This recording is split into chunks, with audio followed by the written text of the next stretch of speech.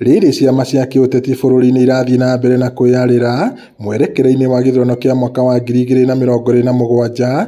Minista wa hinya wa kũhũthĩka Opiyo Wandayi oigĩte kĩama kĩa ODM gĩtikũmaga thirikari-inĩ gĩatĩra. Lazima tumshukuru Baba Raila Amolo Odinga kwa kuamua kuunga mkono hii serikali ya Mheshimiwa Ruto. Na kwa hakika tangu baba afanye uamuzi serikali iko imara kabisa, si ndio?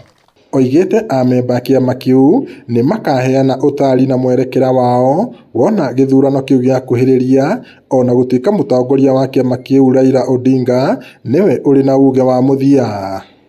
Sisi wengine wetu tumeshapiga turubimu na tukagundua ya kwamba njia ya kupeleka hii nchi ya Kenya mbele, njia ya kuunganisha Wakenya wote, njia ya kuhakikisha kwamba kuna amani na utulivu katika nchi yetu ya Kenya ni hii barabara ya Mheshimiwa Rais William Ruto na Baba Raila Amolo Odinga. Arĩtia rĩtũra-inĩ rĩa Kibagenge wodi-inĩ ya Muchongoi thĩinĩ wa gĩcigo kĩa ũmbunge kĩa Baringo ya mũhuro kũrĩa arugũrĩtie tabarĩra ya ũtambia wa thitima mwena ũyũ. Aumagarĩtwo nĩ mũmbunge wa gĩcigo gĩkĩ Charles Kamuren, minista ũyũ eranĩire wĩheani wa thirikari gũtambia thitima ĩno kũrĩ makĩria ma mĩciĩ 15,000 gũgĩkinya mwaka wa 2027. Tumeamua ya kwamba sasa giza lazima ishe. Sasa lazima tumalize giza kabisa, ndiyo shetani pia aende mbali. Kama mjuavyo shetani anapenda giza, si ndio?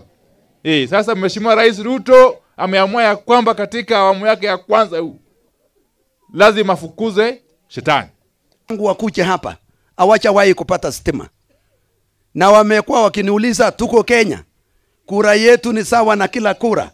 Sasa leo watu wangu mumejua kwamba muko Kenya, mpaka kwa mara ya kwanza mumepokea waziri wa taifa la Kenya anayosimamia energy.